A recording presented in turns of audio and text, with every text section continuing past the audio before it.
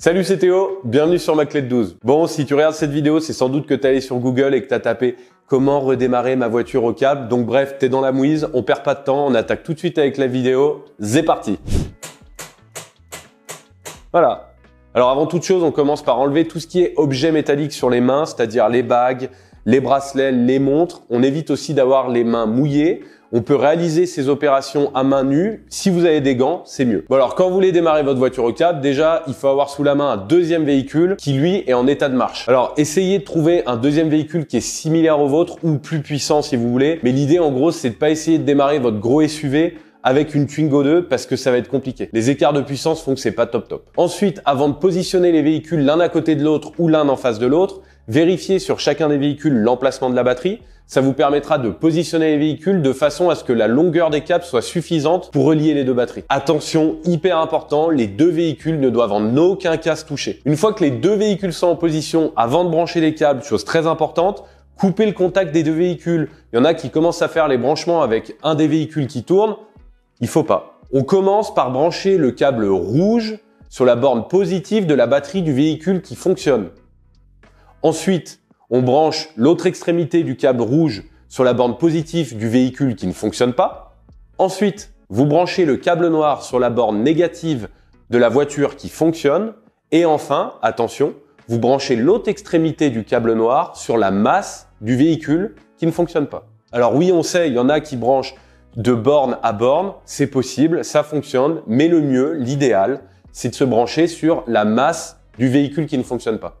Alors, quand je vous parle de la masse du véhicule qui ne fonctionne pas, très clairement, je parle d'un élément ferreux qui est en contact direct avec le châssis du véhicule. Par exemple, dans notre cas, c'est un boulon de maintien des coupelles d'amortisseur directement vissé sur le châssis du véhicule. Ça peut être directement sur la carrosserie ou bien sur une patte métallique qui est vissée en direct sur le châssis.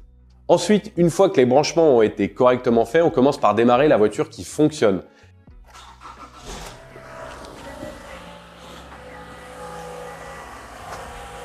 Il n'y a pas vraiment de règle, mais nous, on vous conseille d'attendre 2 minutes. Maintenant, vous pouvez essayer de démarrer le véhicule en panne. Voilà. Si ça fonctionne pas du premier coup, vous pouvez demander à la personne dans le véhicule qui fonctionne d'accélérer entre 2000 et 3000 tours minute.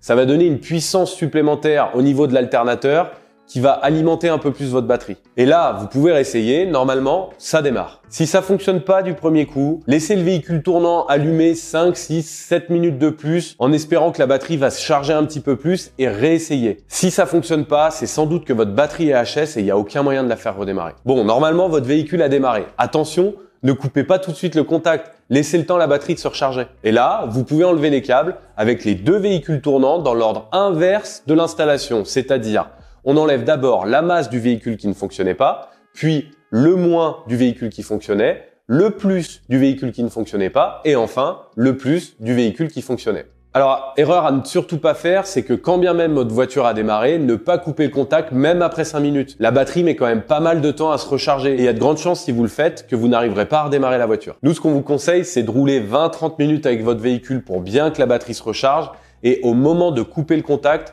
soit vous êtes chez vous, soit vous n'êtes pas trop loin de chez votre garagiste parce que parfois le problème peut être un peu plus complexe qu'une simple batterie déchargée. Bon voilà, c'est la fin de cette vidéo. On espère que ça vous a aidé à redémarrer votre véhicule. En tout cas, si c'est le cas, n'hésitez pas à nous laisser un commentaire, ça nous donne énormément de force. Likez la vidéo et n'hésitez surtout pas à vous abonner. Et puis surtout, si vous avez des problèmes récurrents avec votre batterie, n'hésitez pas à aller voir notre vidéo Diagnostic Batterie qui vous aide à comprendre quels sont les problèmes sur votre véhicule. C'était ma clé de 12, à plus dans le bus.